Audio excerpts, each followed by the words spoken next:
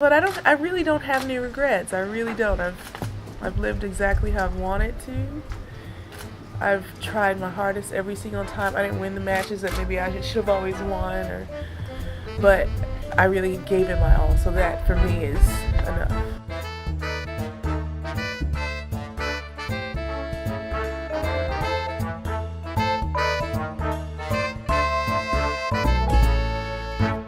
Hello everybody, welcome back to The Body Serve. I'm Jonathan. I'm James. It's been 3 weeks since we've been on air. We've taken an inadvertent hiatus. It's felt like a few days, to be honest. It's felt much longer to me. I said to you after 2 weeks, I said, we have to get one out like tomorrow because it's been 3 weeks. And you're like, no, it's been 2 weeks. Mm-hmm. But that was last week. Now it's been quite a while. After the whole clay European swing and then right into Wimbledon, I was just exhausted. Honestly, I have really been tuned out of tennis for the most part over the past 3 weeks. That's probably not good to say right before we do an episode, right? But that's not true. You're on Twitter every day, which means you're on tennis Twitter every day, so you're still getting the news. You're just not watching matches per se. You did watch one match, or one set of one match. Exactly, which accounts for my mood over the past 4 or 5 days. I watched Serena's opener against Jo Konta in San Jose, and I'm sorry I did, because it was just a horrible experience for everyone except for Jo Konta. Before we start, shout out to Steph in the US's mom. Steph tells us that this will be the first episode that Steph's mom will be listening to. We've met her many times, so welcome. That's a lot of pressure. Shout out to you, and we'll see you both in about a week or so. Let's start with Andrew Barron Murray, who is back on the ATP Tour. Had 3 big 3-set wins in Washington, which was then marred by some horrific comments, to our minds, by the Washington, D.C. tournament director. Horrific? They were pretty bad. So Murray played a grass tune-up, but ended up not playing Wimbledon, said he wasn't quite ready. We'd always kind of thought that Washington was going to be the spot where he came back. He kind of gave us that impression all along. It was kind of a surprise to see Andy back so soon. Didn't play Wimbledon. Now he's back in Washington. We'd heard reports that he, more so than the grass, his body was feeling better on the hard courts. He opens up against Mackie McDonald, wins in 3 sets, goes on to beat Kyle Edmund in the second round. Big win in 3 sets again. And then, after having suffered through all these rain delays, being the night match in every match he's played, he then has to play Marius Copel, which goes to 3 a.m. in the morning, 3-hour match, and he pulls that out in a 3rd set tiebreak. It was grinding. He hit far fewer winners than his opponent. It was just a physical test of his surgically repaired hip, and he was totally emotionally overwhelmed by the end of that match. Sat in his chair for quite a while, just weeping. And credit to the Tennis Channel team, kind of stayed quiet for a little while and just, I mean, it was probably pretty invasive to just stay on him like that, but the fans wanted to see it. It's rare that you see such a naked, open display of emotion. Tennis players, men and women, are emotional all the time. Not necessarily in the ways that Andy Murray was. They're erratic, they're angry, they're aggressive, they shout, they storm around the place. There's a lot of histrionics, especially on the men's tour. But we don't get this kind of raw, unfiltered emotion when players are just so overcome by an achievement on court, like we saw with Murray. And when we do get them, it's something that's really momentous in their career. It's maybe a first slam win, winning a slam after thinking you may never win one again. But in this case, it's Andy Murray probably grappling with the demons of wondering if he'd ever play tennis again. Mm-hmm. And so winning 3 matches in one tournament, just making the quarterfinals, felt like a huge achievement to him in that moment. And that's what we saw. And we have no idea what he was feeling, honestly. Maybe he's feeling discouraged at the state of his body. I have no idea. Yeah. But it's, a not that important match in a not that important tournament in the whole journey of his career. but in another way it is. So when he expressed, he kind of equivocated about whether he would play the following day, the tournament director, Keely O'Brien, who was quoted by Ava Wallace of the Washington Post, really kind of went in on Andy in just a really unseemly way. Not an entirely surprising way, but as I kind of ruminate on it, it makes me more and more angry. It's very surprising. It's one of the most shocking statements I've ever seen from a tournament director. But if you think about it, this is what tournament directors do. They do not see the player-tournament relationship as emotional or human. Players are there to make them money. And that was what she laid out, as clear as day. Well, yes, we know that. But you rarely hear somebody spell it out in such unequivocal terms, where there's no trying to decipher what the meaning is. It wasn't a coded message. We're not sitting here thinking, is that what she meant? We're like, no, this is exactly what she meant because she told us. O'Brien says, I think and hope that Andy really takes into consideration his role in this sport and as a global role model to guys and girls on the tour and kids around the world, that when things are difficult and tough and the conditions aren't great, that it's not okay to just give up. I hope we see him on court tonight, fighting like he did last night, because that, I believe, is the right message for anyone in this sport. So she's lecturing a guy who just came back from nearly a year layoff with a career-threatening injury, who maybe thought he would never play at this level again, who just played at your tournament till 3 a.m. after a 3-hour match, and talking about, well, you have to be a good role model. You have to fight like you did last night. We need you. You belong to us. It was so distasteful. Like, it's making me mad again. Andy Murray, who is in his 30s, 3-time slam champion, Olympic champion, who's done damn near everything in this sport, given everything in this sport. Has she watched any of those 6-hour Australian Open finals? Right? It's like, well, you were a good role model then, but I need you to keep being a good role model because you are putting money in the pocket of this tournament. You're making that's me what look it sounds good. like. If that's not, that may not be what she meant, but that is what it comes off like, and it's just not good. It's bad PR, and to me, it highlights the fact that tournament directors will never have the best interests of players in mind. Well, they often don't. Maybe not will never. Well, structurally, what I mean is that this is why a players' union is beneficial, because an association that represents tournament directors will never put the players first. Their health and well-being comes after profit. That's it. And she showed it as clear as day. Because she could easily have said, wow, Andy came in here, with question marks about his fitness, and we're so happy that we were able to give him the platform to work things out, and we're happy for his success, and we hope his body mends in time to be able to play tomorrow, because we're so happy to have him here. Which is typically what these statements look and sound like. But there were just layers of kind of the gospel of the Protestant work ethic. There was this emotional manipulation, this appeal to kind of doing the right thing and also protecting his reputation. There was a lot going on there. Let's show the boys and girls that when things are tough, you just don't give up. Don't give up, Andy. Like to Andy Murray, of all people. And because Andy Murray is a hilarious dude, he takes to Instagram and he posts a picture of himself screaming, presumably after winning a point, mouth just agape. And he says, boring, comma, miserable, comma, no personality, period. Big heart, though. And he got all this support from all these players because it was just rude AF. Now to Serena Williams. Last we had seen her, she made it all the way to the Wimbledon final, losing to Angelique Kerber. Back in the top 30, was making her return to U.S. hard courts after the Sunshine Swing, Indian Wells and Miami, which didn't go so well for her. Right, and she had planned to play San Jose, Montreal, and then Cincinnati. I knew that wasn't going to happen.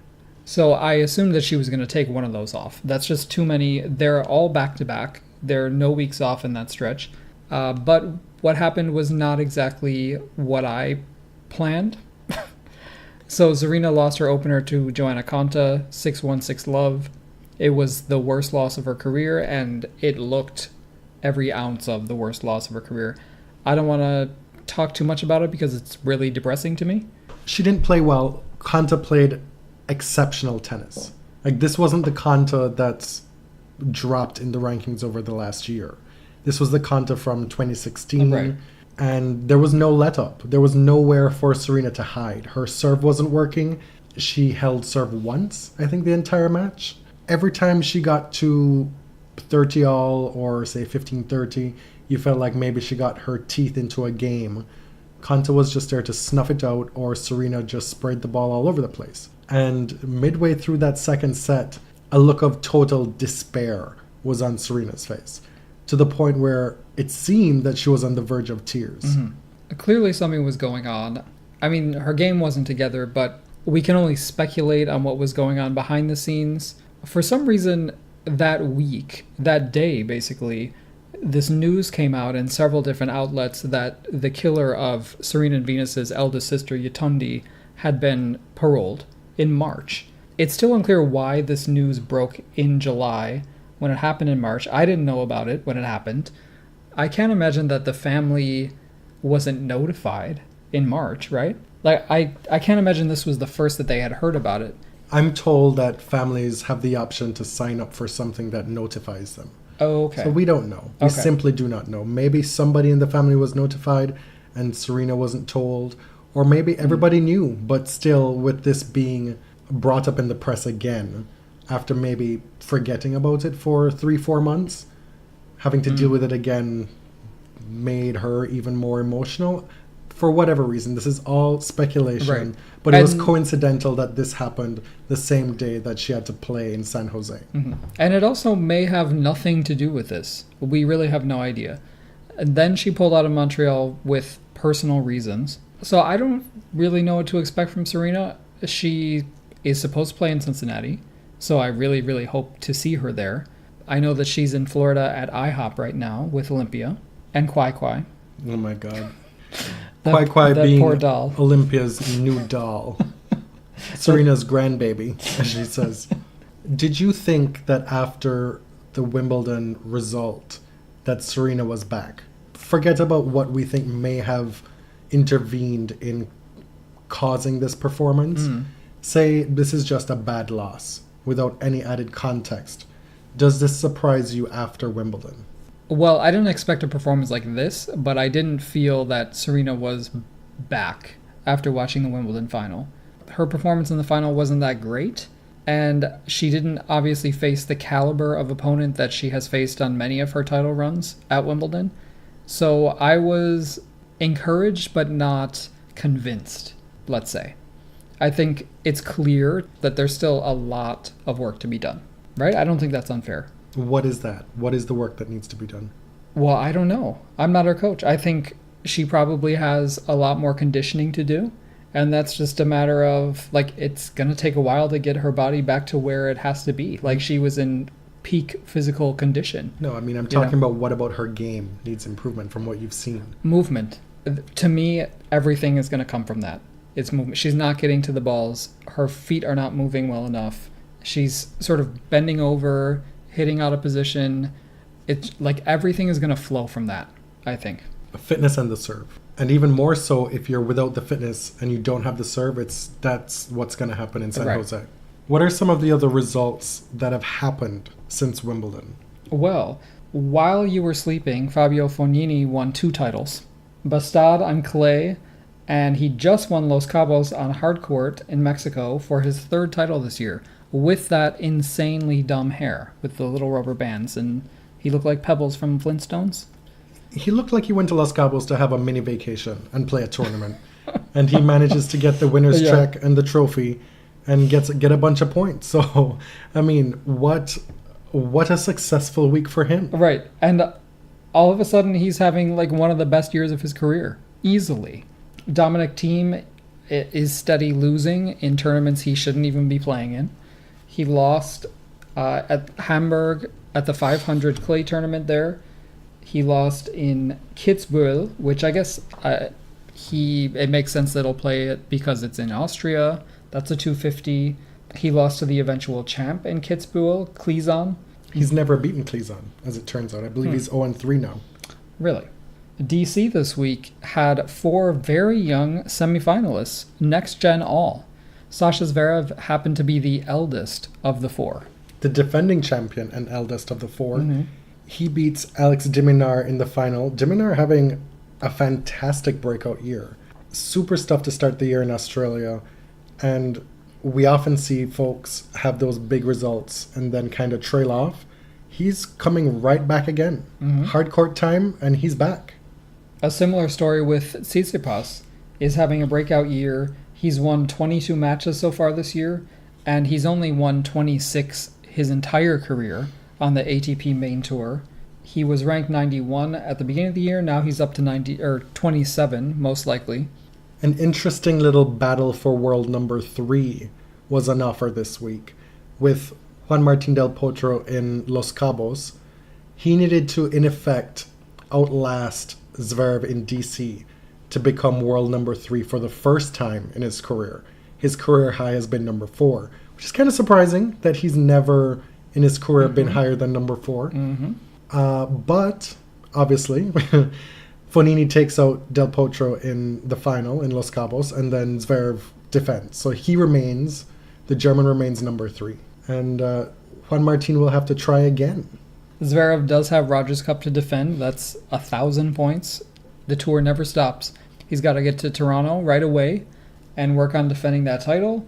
If you recall, last year he won DC, he won Montreal, beating Federer in that final. And then he gets to Cincinnati, and we watched that match play out with Francis Tiafoe on center court. He had nothing left. Yeah. And then it was downhill from there because he lost in the US Open to Borna Coric. Happy news. Svetlana Kuznetsova is back in the winner's circle. 33 years old, having had surgery at the end of last year, the start of this year. Poor results, really, on her way back. Barely winning matches. Manages to string together this championship run in DC. She's played the event twice. She told us this in her victory speech. Twice she's played in DC, and twice now she's won. She won in 2014. Today, she saved match points against Donna Vekic, who herself is a comeback story, who was wandering through the desert for those probably 2 or 3 years after being such a dynamic young player. She's still only, 21? Yeah, I think she's she just still turned 21. Quite young. This title obviously meant a lot to both women. The trophy presentation was so moving. Donna Vekic was very emotional. Clearly, she wanted this title badly. She said thanks to her coach and sorry I couldn't win, and then kind of broke down. And Kuznetsova, who is charismatic but doesn't always show emotion that freely, seemed really moved to be part of this occasion. Both players said tennis is hard. This life that we've chosen is difficult. You lose nearly every week, unless you're one of the top players. You lose constantly. Svetlana is a very pragmatic person, and I think that's what shone through in this ceremony. She said not only that tennis is tough, you lose often and whatever. She said you have to make peace with losing and winning. That you learn from both, and something that's helped her is to keep kind of an even keel, which echoes Nadal. Can you tell me how many WTA finals Svetlana Kuznetsova has made in her career? No. I think she has 18 titles, though, right? That's correct. Maybe 26? She's made 41 finals. Wow. Svetlana is 18 and 23. Only 10 of those finals have come in the last 8 years. 7 to 8 years. So she did most of her winning and finals appearances between 2002 and 2009. And that's where her 4 slam finals came, between 2004 and 2009. It's been a tough road in the 2010s for her. She's still been an accomplished player, but she hasn't had the success at the same rate that she did in her early 20s. To me, both women's speeches reminded me that, yes, the sport is hard. It is unforgiving. It amazes me that so many players manage to find the motivation to keep going after being knocked down so many times. Life is hard, and those amazing euphoric moments come few and far between. And so when people say, well, oh, their life is not that hard, they make a lot of money, they get to do what they love. Yes, that's true, but it's also not a very interesting way to talk about sports for me, because when you're that invested in what you do, it is very painful. And for some of these players, and I believe Svetlana is one of them, the tour and the relationships and the friendships that you make on tour is a huge part of why they remain on tour. For a lot of them, it's a family dynamic, and Svetlana is one of the most beloved, universally beloved players on the WTA tour. By her peers and by fans. She's somebody who still plays the circuit, even though she could be at home with her dog Dolce. Right. She said she ordered Uber Eats every day this week, but she decided her team deserved to go out to dinner tonight. Oh my God. She felt that they had earned it. Privately, over the last few weeks, maybe even months, this is a topic that you've been chatting my ear off. What? Repeatedly. And now you finally get to talk about it on the show because it's become even more timely. Well, I guess it would have been more timely 2 or 3 weeks ago, but we were on vacation. Not vacation, we were on hiatus. You've said to me multiple times that you just wish Serena would stop talking about getting tested. Okay. Now let's rewind and add some color to that. Because yes, I have said I wish Serena would stop tweeting about being singled out about drug testing. I think a lot of this started from the Deadspin piece that I think was released during Roland Garros, in which the reporter presented her with this information about how many times players have been tested by the USADA. And Serena had been tested 5 times from January to June, and several of her American peers had been tested once. Once or twice or 0 times. So Serena, already feeling that she was targeted because her ranking was so low, this gave her more evidence that there was possibly some discrimination, that she was being targeted because of who she is, because of the therapeutic use exemption leak a few years ago, for whatever reason. However, the Deadspin story did such a disservice because it turns out it presented really less than half the story. The fact is that the ITF and WADA also tests, and the ITF actually tests quite a bit more than the national doping agencies. They print their results at the end of each year. So the number of tests they've administered in 2018 are not available yet. We have no idea what they've done so far. That'll come out at the end of the year. But when we look at the evidence from 2016 and 2017, it's clear that Serena, Venus, Roger, and several other American tennis players are tested at pretty much the same frequency. Madison Keys, Sloane Stephens. So much about this makes me question how much Serena is aware of the totality of the drug testing program, right? The many different branches, facets, what it all means. Because for a lot of people, they don't know that there's the USADA, the WADA testing, there's ITF testing. That's 3 separate ones, right? So if Serena's reading this story and she's presented with USADA testing and it's 5-1, and she's thinking, well, I'm not even in the testing pool right now. My ranking is 800 and something. The testing pool is once you've made it into the top 50, then you're required to give your whereabouts. Right? And it's a bit more stringent. The demands on you for being tested are more. I've since read that it's not a hard and fast rule, and that something else that's taken into consideration with being a part of the testing pool is your likelihood of winning events, which seems a little bit kind of... Oh, yeah. No, there's a lot of caveats. Yeah. There's also if the anti-doping agency has reason to believe. Basically, if they feel there's probable cause. I mean, it's not a criminal thing here. But if they feel that we want to get more information about this player because something's not quite right, they can test more if they feel like it. That is their right.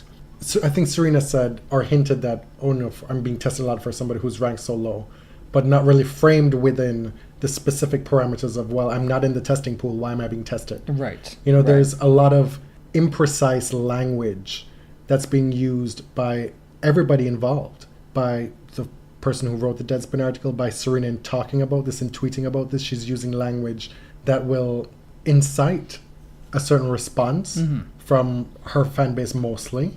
And we've yet to get a full picture discussion of this whole situation. Right. And part of that is due to the vagueness in many respects of the doping protocols and the whole doping system in general.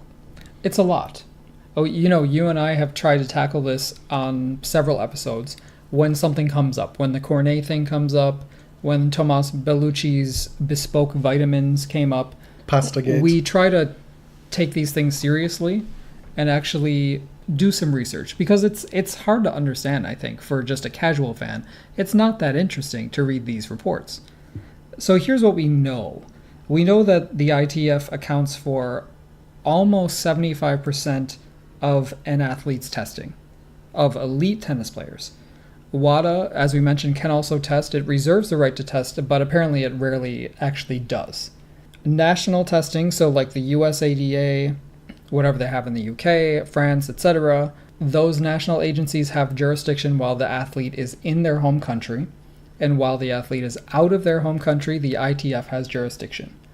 So if most of the tournaments, or you spend most of your time in another country, the ITF is going to test you maybe quite a bit.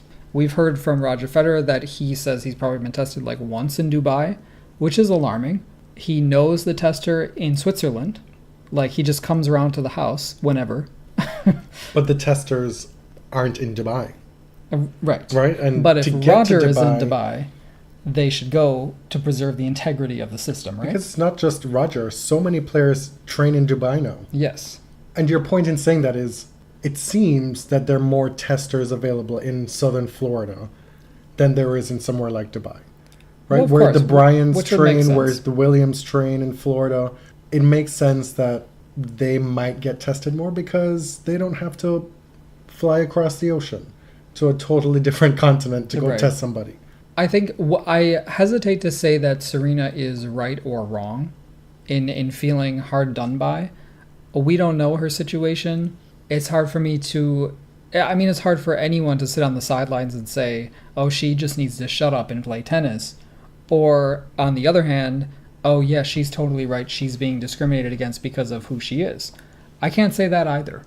But your point in bringing up this whole topic and to say that you wish you would stop talking about it is because you feel that she's bringing this attention to her from the folks who have always held that she's a doper. I feel that she's bringing attention to it, that she's giving people ammunition to call her a cheater or somebody who skirts the rules.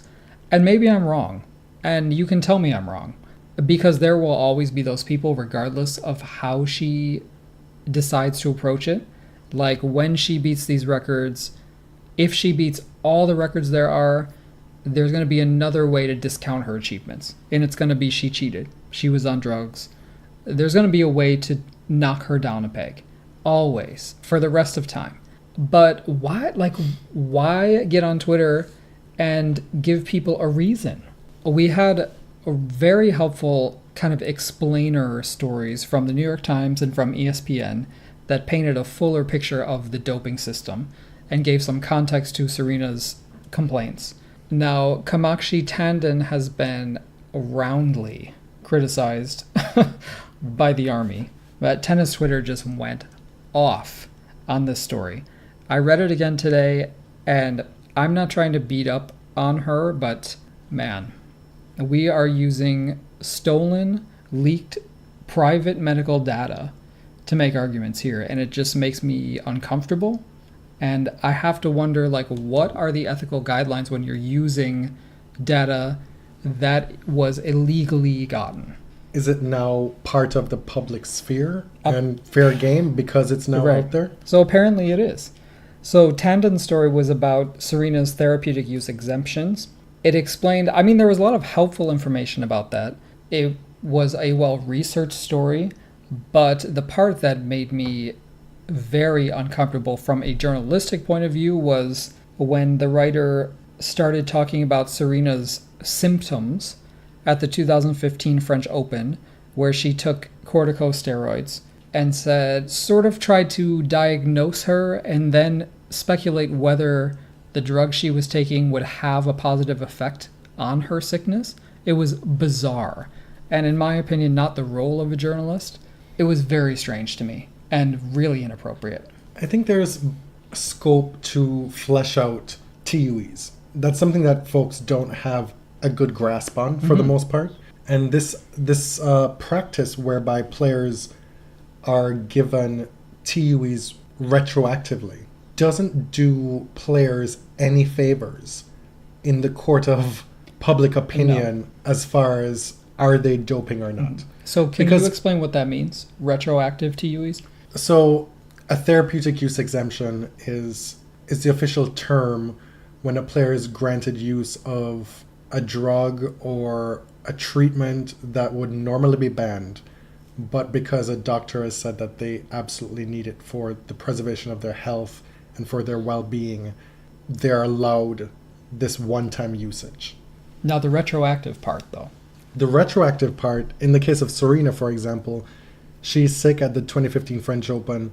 She doesn't have the benefit of waiting a week to get official clearance to take this corticosteroid, right? She needs to take it right then to be able to continue to play. And so she has, I guess, like a verbal prescription from a doctor. The doctor has to file this report. Serena can't just say, well, I'm going to go on my computer and go to TUE.com and file a request, right? Like a committee needs to be convened by the ITF, and they decide whether or not they approve it. Yeah, but at the behest of the doctor. Right? There's a doctor, an actual doctor involved. Mind you, not the doctor that was wrapped up in the Balco stuff like Bethany Matic Sands. Not that kind of doctor. Like a regular doctor. So the athlete takes the drug and then applies for the TUE and it's granted after the fact. But what I want to know is what happens if you do that, you apply for the TUE, you're denied, and then you have this drug in your system, you get tested 2 days later, and then what? Right. Because we've yet to see a case like that play out in public. And she won the French Open. Yeah. So had they denied the TUE, would they take away the title? I mean, would there be a ban in place? I mean, these are like the touchy questions involved in retroactive TUEs. Clearly, like a therapeutic use exemption is an important thing to have because there are so many basic drugs that are banned that people often need to survive in their daily life. The Tandon's article actually quoted an expert in this field of study from our University of Western Ontario, who said that retroactive TUEs are very problematic and tennis really needs to look at the way that they grant therapeutic use exemptions. So we can debate that. He's the expert. However, there was a counter-argument saying that it's robust. Right. This is your CNN talking head in print here. Right. And that the TUE is submitted to the board anonymously. So the panel that's convened doesn't know that they're ruling on a Serena Williams TUE. It's based on the evidence put forth by the doctor, the case, and then they do they make their decision. Because the way that this was presented when it was leaked is that, Serena calls up the president of the ITF and says, hey, I need a TUE. Hey, I just took this drug. I can take anything I want because I'm Serena Williams. That's not how it works. Like, the application is presented, as you said, anonymously, and then a committee rules on it. What I do not like about this article is that it gives license to these armchair scientists at home to then say, well, that person is a drug user, that person is not. That is absolutely not what that should be used for. That's ridiculous. That's gaming the system. Maybe this is naive of me, but there's a difference between exercising critical thinking and questioning somebody in their field of expertise when you do not have that expertise, and knowing when you're out of your depth. Exactly. Right. So that was the issue that I took with the writer of this article. With all due respect, I don't mean to insult her, but I don't mean to call no disrespect on your name, as Fantasia Barrina would say. But to speculate on, first of all, Serena's illness based on kind of visuals alone, and then wonder whether the drug she was taking would have a beneficial effect on said illness is totally just out of line with your role as a reporter. It's not your field of expertise. Why are you doing this? Because she even went on to say, well, I'm making that potential cause and effect here.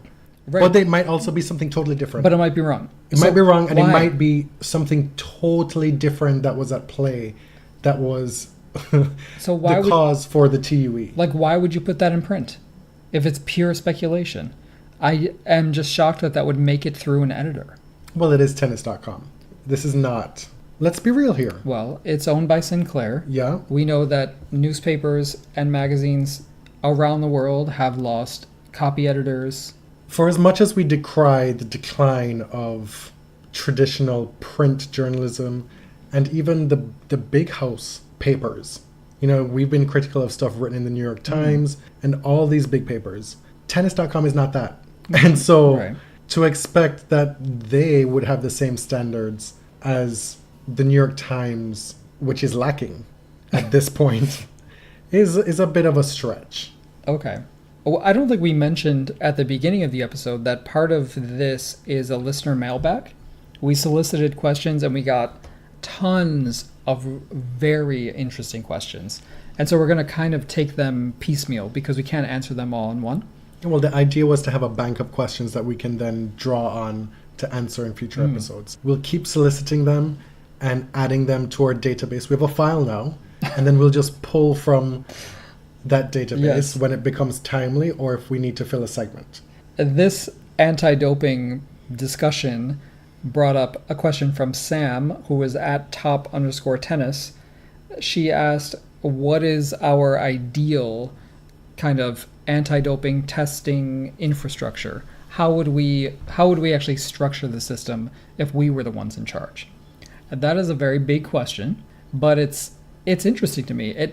We obviously don't have the expertise to build one from the ground up. No. But there are kind of points that you want it to hit. The first off, we need more transparency. In whatever way that testing takes place in tennis, there needs to be transparency around it. Mm-hmm. One of the big things that I would push for is a unified front when it comes to the reporting of the testing results. Because we've seen now, all these reports in the last few months have shown that having your country testing, the ITF testing, WADA testing, having 3 different branches of testing, and then using selective stats from one and not the totality of all 3 is problematic. Because it just muddies the waters even more. It causes all this confusion. So what I'd like to see is more cooperation between the International Tennis Federation and the national agencies, at least in reporting. It confuses me that there are national anti-doping authorities and the ITF. I don't know why those things can't be consolidated. Is it just like a workload and budget issue? They're subsets. They're subsidiaries of the international testing. It's in track. There's the Jamaican local testing, and then there's the international, the IAAF testing, Right. and then there's the J3A testing. And there have been instances in the past where somebody's tested positive with the IAAF, and then the J3A has then said, well, we've done our own investigation, and we actually don't think that that's the case. Mm-hmm. So, I mean, it's a different relationship in track, but it's not uncommon across different sports to have multiple branches, international and local, to answer your question. Another thing is we've been told that silent bans are a thing of the past. I'm not entirely sure that's true. So one stipulation is that silent bans will never happen again. That's the ideal for me. When decisions are made, they need to be publicized immediately unless there's some privacy concern. And when a player has broken an anti-doping rule or tested positive, they cannot wait 6 to 9 months for a hearing. It's not fair. It's cruel. It is. Even if the player is guilty of the violation, it is cruel. Alize Cornet said she waited something like 9 months to hear about her case. That needs to be, I don't know how you fix that, but that makes the whole system suspect. I think in general, I would just want an anti-doping system that is transparent and easier to understand for fans. Tennis already is such a confusing sport for a lot of people. It's hard to track down. It's hard to find it on TV. They're all over the world. Like, the anti-doping system is just one more thing that makes tennis complicated. And it's too complicated to boil it down to that person's a cheater and that person's clean. Right. Like, if that's your view of sport and doping, then boy, that is a good place to be in, if that's the way you can look at the world. If life can be that black and white for you. It's funny because the people on, say, tennis Twitter who are very knowledgeable about this stuff become kind of famous when a doping issue comes around, right? They become the subject matter expert for that week or that news cycle. And it shouldn't have to be that way. Like, you shouldn't have to be a scientist to understand how the anti-doping system works in tennis. Shout out to Anna Marseille. Who is so knowledgeable, so much so that I asked her, like, how do you know all this stuff? And it's really just a hobby for her. But you really have to do your research to be able to talk about this stuff confidently. A question from Arun at ARKnight12. Who will complete the career slam first? Kerber, Muguruza, Kvitova, or Azarenka? Serena fans will not like my answer for this one. Well, we're talking about who's won all 4 slams. And right now, Kerber is the closest, having won 3. Yes. My vote is actually Muguruza. You know, she's only won on clay and grass. I think that she has the most potential to win on all surfaces. I think that Kerber winning the French Open is very far away. Like, she has not even come close. But Muguruza has shown so much aptitude on hard courts. She won Cincinnati. I mean, her performances in the US and Australian haven't been, like, amazing. But she's young, and she's tough, and she's a really good competitor. So I would put my money on her. Petra has won only at Wimbledon. Right. Azarenka has won only in Australia. It's a bit of a tough ask for both those women at this stage of their careers, I think. And so it does boil down to a quote-unquote battle between Angelique Kerber and Muguruza. And I do agree with you. Not necessarily how you got there, but I do think Muguruza is the one to do it. I think that winning the French and Wimbledon is the toughest ask to getting the 4. You know, because now you just need 2 hard court slams. Right. And those you can target and gear toward more readily than especially Wimbledon, where you only have 1 or 2 weeks to prepare. You have the big clay court swing. If you have the aptitude on clay, you can go get that. But now that she's gotten those 2 out of the way, and especially because she's shown clear aptitude on hard courts, winning Cincinnati last year in exceptional fashion. She is the one. We've always said that Muguruza is the one with all the tools, right? Mm-hmm. And she's really the one who can go on a tear. Like, she's the one out of the 4 of them. Her and Kvitova are the ones who can play lights out as if they're not even thinking about it, that they can dominate so easily. With Kerber and Azarenka, I feel like it's more uphill. Spare a thought for Azarenka, who had to retire against Danielle Collins the other night. I think that women's tennis really, really benefits from having Azarenka near the top of the game. I think her competitive spirit is not to be matched. And I really hope that she can get her career back on track. Angie at Ang's 2014 asks us, what are the top 5 places you'd recommend around the venue or around Toronto in general, referencing the Rogers Cup? The first part of that question, around the venue, nowhere. The event is held at York University at the Aviva Center, and it's on campus. You have to walk through campus to get there. Only just this year did they complete a new subway stop that lands on campus to be able to make the tournament more accessible. Previously, it was a hell of a trek to get to the site.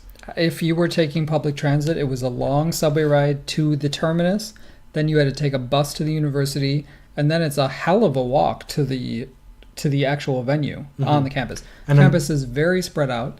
It's very unlike downtown Toronto. But the subway station there changes everything. York University is in kind of the northwest part of the city.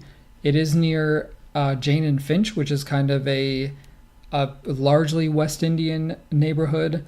You can get amazing Jamaican food in that neighborhood. No place that you can really walk to. You probably have to take a bus. But the subway station makes things totally different. If you want to like go down the stops, if you get off at Wilson, you can have Filipino food and bagels. It's a Filipino and Jewish neighborhood. So the bagels are not going to be like Montreal or New York, but they're not bad.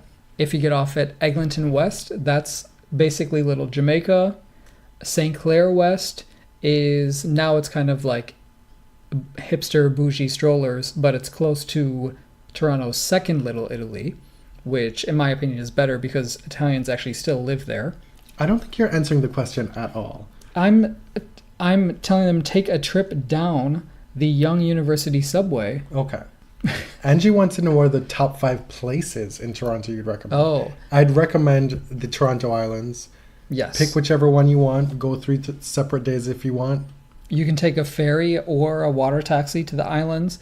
It's part of the city of Toronto. It's within the city limits, but it's very it's isolated. It feels kind of untouched, idyllic. It's beautiful out there. It's really nice.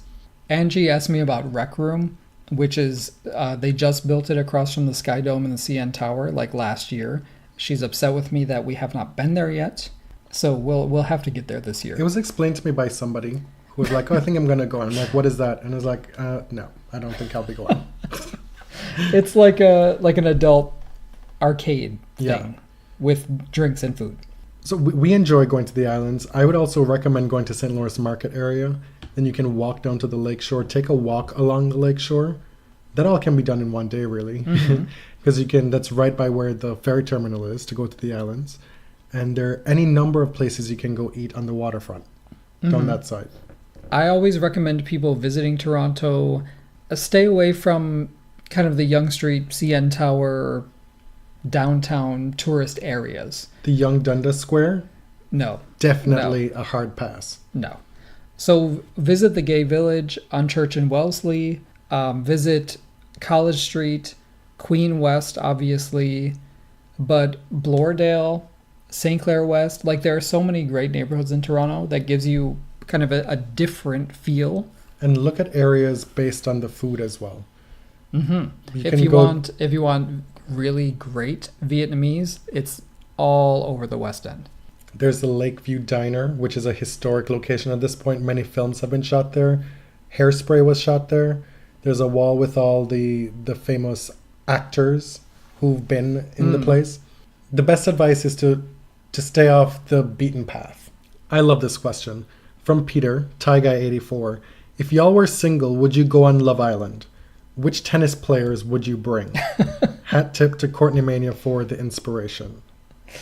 This question is topical because we've been tweeting about Love Island a lot. There weren't many tennis Twitter mutuals who were tweeting about Love Island, but we were on board for the first time this season. In short, to answer your question, no, I would not go on Love Island. No. It takes a specific personality type, I think, to go on Love Island. You have to be willing to walk around in your bathing suit for about 40 days straight. And you have to be comfortable on camera. And you have to be straight. That's a really important one. However, if we did, which tennis players would you bring? That is such a slutty question. I mean, I think that's clear, right? We've done a thirst trap episode. No, listen, let's do it differently. Are we updating it? No, let's do it differently. Let's bring 6 women, 6 men, and put them on the Love Island. Oh, okay. And see what happens. I'd put Stan and Donna, see if they survive. Oh my God. Isn't that terrible? That's the first one I thought.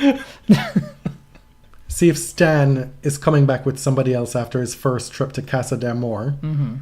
I mean, obviously, Fernando. Is it obvious? For me, it is. But so many of these guys are happily married now. That's besides the point. This is fictional. I'd put Pierre Hugues on. You need that nice guy kind of thing to see how Right. he Oh, then in that navigates. case, I would put in Luca Puy as well. As what, the nice guy? No, just another French guy. Another hot French guy. You said in that case. Oh, What is that? We've got Stan. We've got Puy. We've got Fernando. We've got Huguebert. That's 4. Put in Kyrgios. Why not? Oh, definitely. That's 5. For personality. And I think I would put in Tsitsipas, because he would be kind of like the philosophical role that Eyal played Oh on my Love God. Island. So they're the guys. So then on the girls, we have Donna. Muguruza. Definitely Jeannie Bouchard for the literal mess. You need somebody older and wiser. Venus. Well, they don't really have 30 something though. 30 something. No. Well, we'll make our own rules because Stan is there. We'll put Venus on there. Would you really subject her to that? Yeah. So we got Donna, we got Muguruza, we got Venus, Jeannie. Jeannie, Oh, I would definitely. Sloane. That's a Sloane, good one. 5. And Ostapenko. Yes. Because she would cut a bitch. But I'm saying, like, she would punch every boy in the house. Right? And they would probably deserve it. And who would be the 2 surprise entrants? Let's pick one surprise entrant and then man and woman. Mm-hmm. So you know how when you have the original castmates and then they bring in like, oh my God, 2 more people are joining the island, right? So we've got our original cast of 12. Let's each proffer 2 men and 2 women to join the island afterward to stir some shit up. I'm going to name the 2 men. Okay. I'll let you do the woman first. Kiki Mladenovic and Dominika Sibokova. Okay. On the men's side, I'm going to go with Dimitrov to bring into the island because he'll have the women swooning, having them turning their heads to see if they're ready to crack on with somebody else. And then you got to bring in a total sex pot to turn everybody's head. Who? Born a Church. Oh, that's true. Like, if you are happily coupled at that point, you will be questioning things. Are you really loyal? If it's one thing, I'm loyal. I'm loyal, babes. And the final question in this mailbag segment, I don't know if I want to participate in this. So our friend Dr. Sholz is the most reliable participant in all of our mailbags, comes up with an FMK, an F, Marry, Kill for tennis. This one is a barely legal edition. Yeah. So he's clearly trying to get us arrested, get us in trouble, banned from tennis forever. So I think we're going to speed through this one really fast. They're all 19. And not add any color. No, they're all 19. They are Demonauer, Tsitsipas, and Shapovalov. Okay, so I know mine. Well, let me think about mine for a second first. I really was trying to avoid this entire time. Right? I can assure you that this is not something that we think about in our normal lives. We don't think about these young men. No. Okay, so I would go F. Shapovalov, marry Tsitsipas, because he could take me around all over Europe. You know, he'd be familiar with places. I feel like he'd have a little bit more culture than the other 2.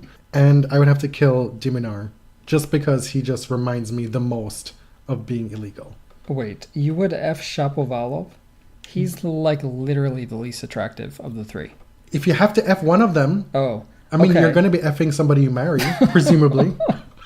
So F Stefanos, marry Demonauer, kill Shapovalov. Bye, girl. Yeah, I'm not invested in that at all.